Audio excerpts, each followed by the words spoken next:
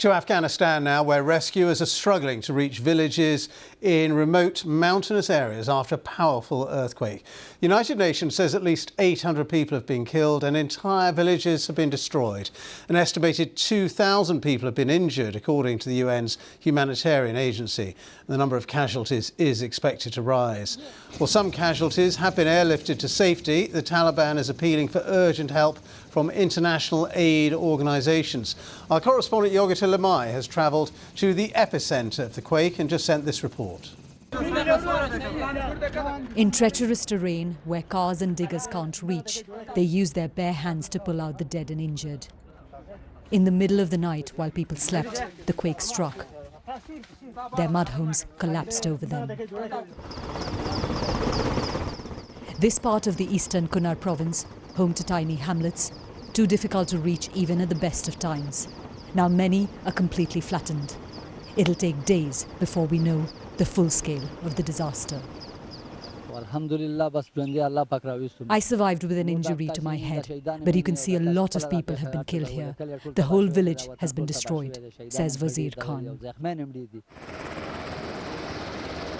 That's a helicopter that has just taken off to go to one of the earthquake-affected areas to try to get the dead and injured out of there. Just while we've been at this airport, we've seen multiple helicopters going off and coming back and carrying the injured back. I've seen a lot of women among the injured, but they're not allowing us to film the women, and so you'll only be able to see the men and the children in our pictures.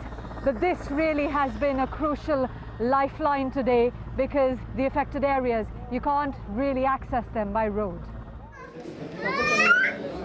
The injured brought to the only major hospital in the city, already overstretched even before the disaster, now pushed into chaos. A doctor searches for a bed for the child in his arms. There is none.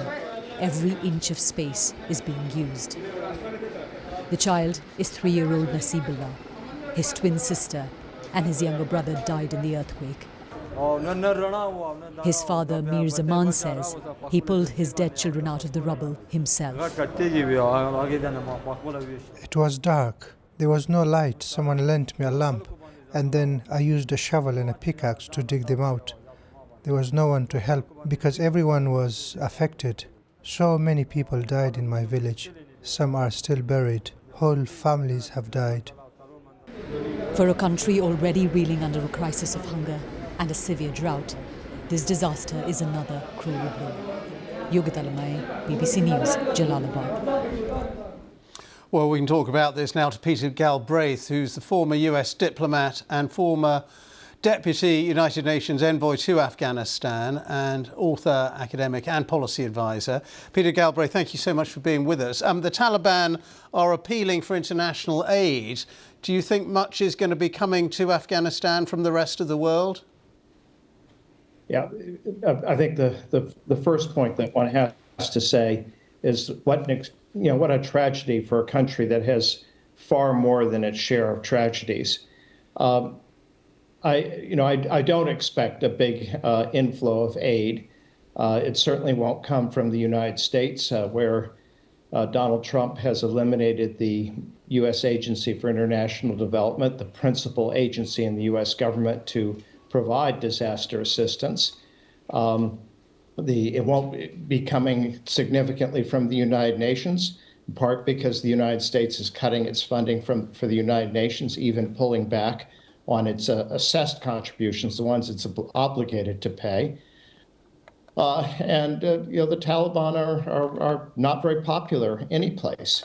I think the question is, what is the scale of the disaster? In my experience, the numbers in a situation like this start out small and become quite large. So far we have 800 dead, but that number will certainly increase. Will it be 8,000? I don't know. Obviously, I hope not. But we don't know the scale of it. The Taliban government has very limited resources to deal with it. It has, limited health care, limited medical personnel, limited medicines. There's a food shortage. It doesn't have the heavy earth-moving equipment to address the problem. It has, there are pictures of helicopters flying, but it has a limited number.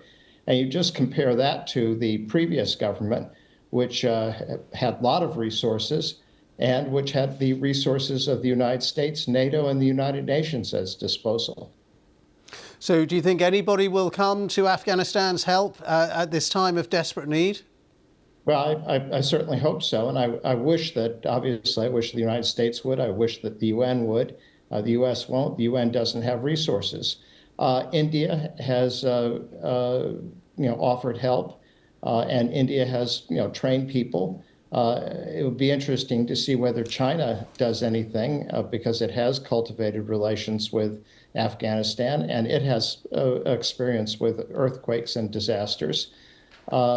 The Gulf countries have, Saudi Arabia, I think, has pledged some money, but it really doesn't have the manpower or the trained personnel to deal with the disaster.